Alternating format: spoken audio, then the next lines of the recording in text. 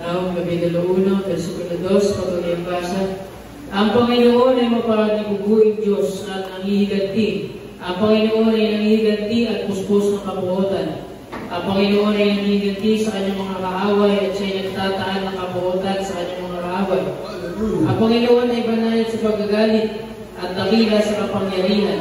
At sa anumang paraan ay hindi aaliing walang sala ang salari.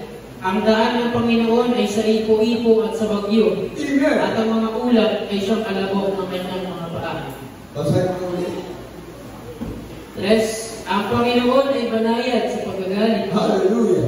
At dakila sa kapangyarihan. At sa anumang paraan ay hindi aaliing walang sala ang salari. Ang daan ng Panginoon ay sa ipo-ipo at sa bagyo. At ang mga ulap ay siyang alabok ng kanyang mga paa. Everybody say praise the Lord. Praise the Lord.